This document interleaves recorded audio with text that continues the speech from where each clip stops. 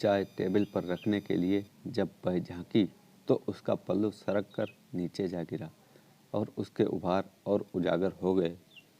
सोमेन की सांसें तेज हो गईं और उन्हें लगा कि कनपटी गर्म हो रही है। सीमा अपना पल्लू संभाल चुकी थी। सीमा को लगा कि जैसे उसके कपड़े उतारे जा रहे हैं। इतने में सोमेन की ताकतवर बाजुओं ने उसकी कमर को अपनी गिरफ्त में लेते हुए अपनी ओर खींचा। सीमा भी रोमांचित हो उठी। सोमेन हजारीबाग में फॉरेस्ट अफसर थे। उन दिनों हजारीबाग में उतनी सुविधाएं नहीं थीं, इसलिए उनकी बीवी संध्या अपने मायके कोलकाता में ही रहती थी। दरअसल शादी के बाद कुछ महीनों तक वे दोनों फॉरेस्ट अफसर के शानदार बंगले में रहते थे। जब संध्या माँ बनने वाली थी, सोमेन ने उसे कोलकाता भेज दिया था। उन्हें एक बेटी हुई थी। वह बहुत खूबसूरत थी। रिया नाम था उसका। सोमेन हजारीबाग में अकेले रहते थे। बीच बीच में वे कोलकाता जाते रहते थे। हजारीबाग के बंगले के आउट हाउस में एक आदिवासी जोड़ा रहता था। सीमा सोमेन के घर का सारा काम करती थी। उनका खाना भी वही बनाती थी। उसका मर्द फूलन निकम्मा था। वह बंगले की बागवानी करता था और सारा दिन शराब पीकर नशे में पड़ा रहता था। एक दिन दोपहर बाद सीमा काम करने आई थी। वह रोज शाम तक सारा काम खत्म करके रात को खाना टेबल पर सजाकर चली जाती थी। उस दिन मौसम बहुत खराब था। घने बादल छाए हुए थे। मूसलाधार बारिश हो रही थी। दिन में ही रात जैसा अंधेरा हो गया था। अपने आउट हाउस में बंगले तक दौड़कर आने में ही सीमा भीग गई थी। सोमेन ने दरवाज़ा खोला। उसकी गीली साड़ी और ब्लाउज के अंदर से ही उसके सुडौल उभार दिख रहे थे।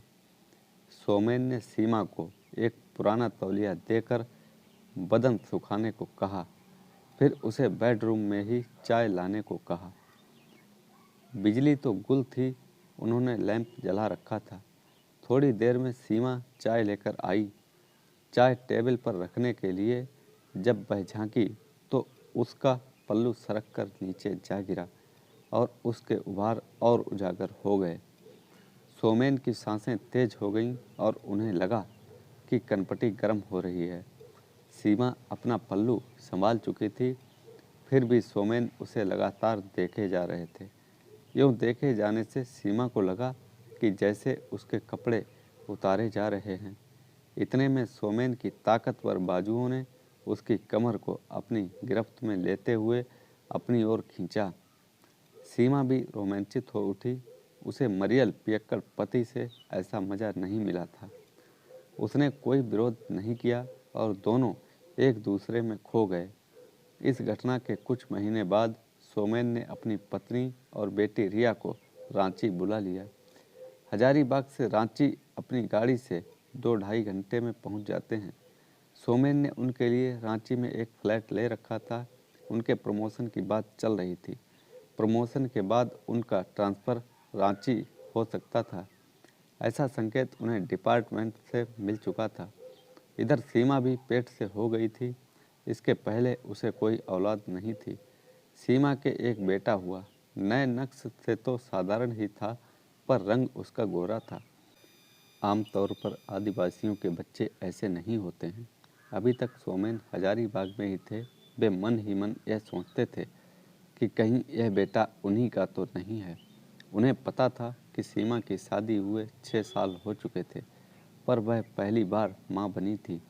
सोमेन को तकरीबन 1.5 साल के बाद प्रमोशन और ट्रांसफ़र ऑर्डर मिला। तब तक सीमा का बेटा गोपाल भी 1.5 साल का हो चुका था। हजारीबाग से जाने के पहले सीमा ने सोमेन से अकेले में कहा, बाबूजी, आपसे एक बात कहना चाहती हूँ। हाँ कहो, सोमेन ने कहा। गोपाल आपका ही खून है। सोमेन बोले, यह तो मैं यकीनी तौर पर नहीं मान सकता हूँ। जो भी हो, पर तुम मुझसे क्या चाहती हो? बाबूजी, मैं बेटे की कसम खाकर कहती हूँ, गोपाल आपका ही खून है। ठीक है, बोलो तुम क्या कहना चाहती हो? ज़्यादा कुछ नहीं, बस यह भी पढ़ लिख कर अच्छा इंसान बने। मैं किसी से कुछ नहीं बोलूँगी, आप इतना भरोसा तो मुझ पर कर सकते हैं।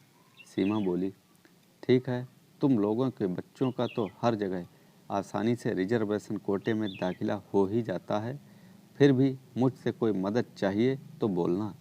इसके बाद सोमेन रांची चले गए। समय बीतता गया। सोमेन की बेटी रिया 10वीं पास कर आगे की पढ़ाई के लिए दिल्ली चली गई थी। बीच बीच में सोमेन को हजारीबाग जाना पड़ता था। वे वहीं आकर बंगले में ठहरते थे। सीमा भी उनसे मिला करती थी। उसने सोमेन से कहा था कि गोपाल भी 10वीं क्लास के बाद दिल्ली के अच्छे स्कूल और कॉलेज में पढ़ना चाहता है। उसे कुछ माली मदद की ज़रूरत पड़ सकती है।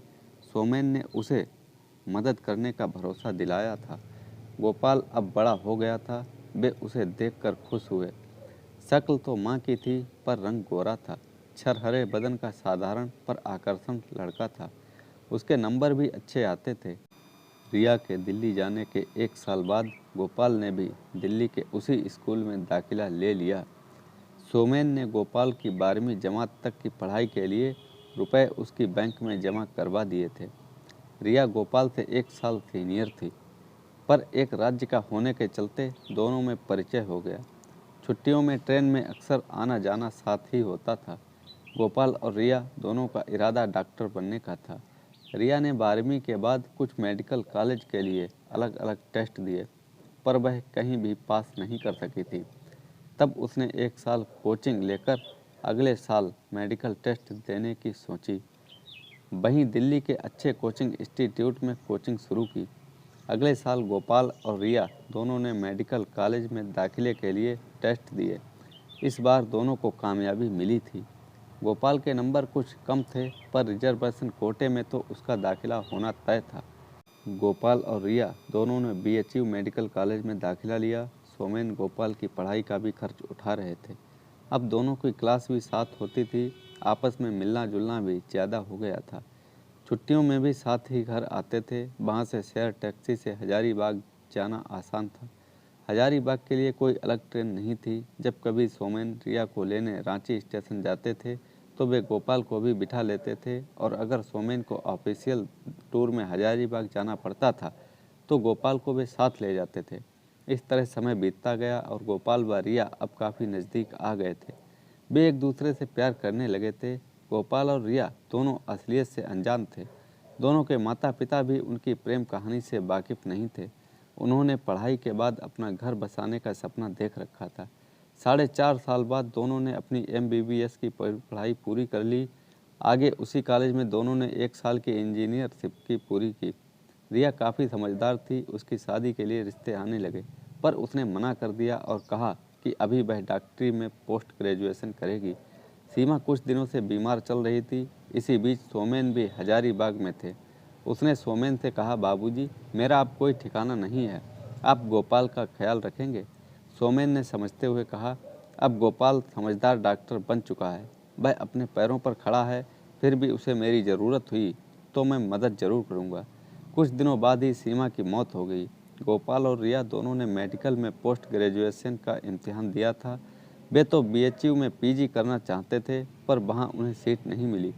दोनों को रांची मेडिकल कॉलेज आना पड़ा। उनमें तो प्रेम जरूर था, पर दोनों में से किसी ने भी मर्यादा का उल्लंघन नहीं किया था। दोनों ने तय किया कि जब तक उनकी शादी नहीं होती, इस प्यार को प्यार ही रहने दिया जाए। रिया की माँ संध्या ने एक दिन उससे कहा, तुम्हारे लिए अच्छे अच्छे घरों से रिश्ते आ रहे हैं, तुम पोस्ट ग्रेजुएशन करते हुए भी शादी कर सकती हो। बहुत से लड़के लड़कियां ऐसा करते हैं। रिया बोली, करते होंगे, पर मैं नहीं करूँगी।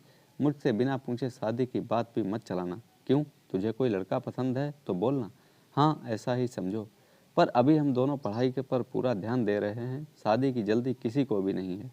पापा को भी बता देना। संध्या ने कोई जवाब नहीं दिया। इसी बीच एक बार सोमेन के दोस्त ने उन्हें खबर दी कि उसने रिया और गोपाल को एक साथ सिनेमा घर से निकलते देखा है।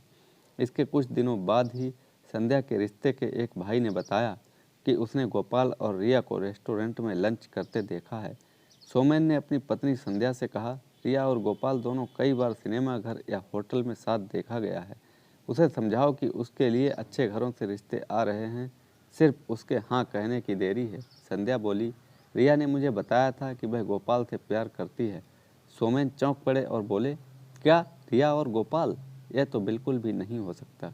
अगले दिन सोमेन ने रिया से कहा, बेटी तेरे रिश्ते के लिए काफ़ी अच्छे ऑफर हैं, तू जिससे बोलेगी हम आगे बात करेंगे। रिया ने कहा, पापा मैं बहुत दिनों से सोच रही थी कि आपको बताऊं कि मैं और गोपाल एक दूसरे को चाहते हैं।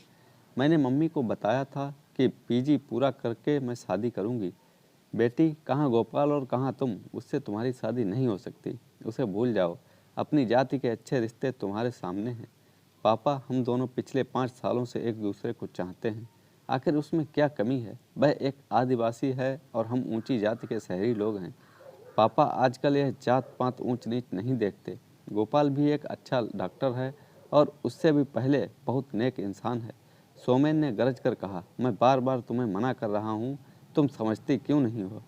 पापा मैंने भी गोपाल को वचन दिया है कि मैं शादी उसी से करूँगी।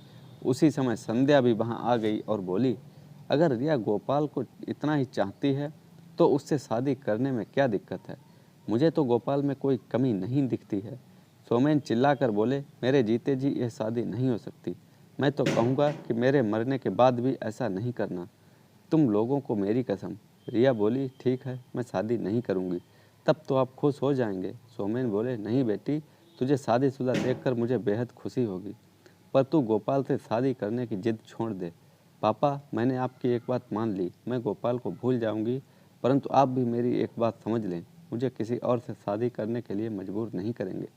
ये बातें फिलहाल यहीं रुक गई। रात में संध्या ने पति सोमेन से पूछा, क्या आपकी बेटी को खुश नहीं देखना चाहते हैं?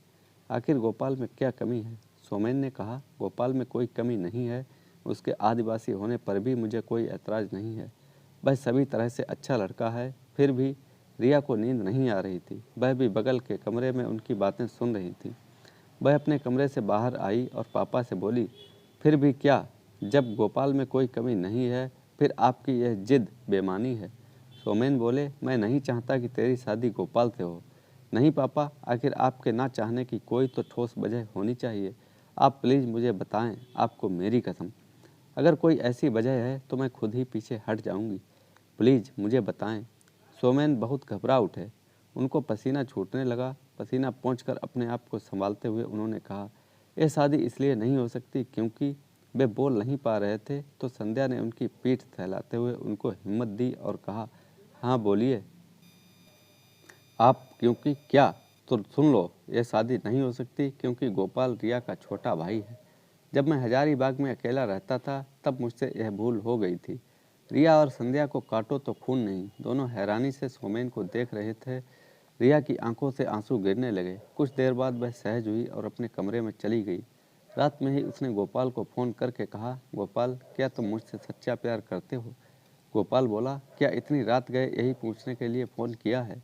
तुमने सुना होगा कि प्यार सिर्फ पाने का नाम नहीं, इसमें खोना भी पड़ता है। गोपाल ने कहा, हाँ सुना तो है। अगर यह सही है तो तुम्हें मेरी एक बात माननी होगी। बोलो, मानोगे? रिया बोली। गोपाल बोला, यह कैसी बात कर रही हो आज? तुम्हारी हर जायज़ बात मैं मानूंगा। तो सुनो, बात बिल्कुल जायज़ है, पर मैं इसकी कोई वजह नहीं बता सकती हूँ और ना ही तुम पूछोगे। ठीक है? ठीक है, नहीं पूछूंगा। अब बताओ तो सही। रिया बोली, हम दोनों की शादी नहीं हो सकती, ये बिल्कुल भी मुमकिन नहीं। वजह जायज़ है कि जैसा मैंने पहले ही कहा था कि वजह ना मैं बता सकती हूँ ना तुम पूछना। कभी गोपाल ने पूछा तो हमारा क्या प्यार झूठा था? रिया बोली, प्यार सच्चा है, पर याद करो हमने तय किया था कि शादी नहीं होने तक हमारा प्यार अधूरा प्यार रहेगा। बस यही समझ लो। अब तुम कभी भी शादी कर लो, पर मेरा तुम्हारा साथ बना रहेगा और तुम चाहोगे तो मैं कभी भी तुम्हारे घर आ धमकूंगी। इतना कहकर रिया ने फ़ोन रख दिया। तो दोस्तों, कैसी लगी ये कहानी? लाइक करें, कमेंट में बताएं और चैनल को सब्सक्राइब करना ना भूलें।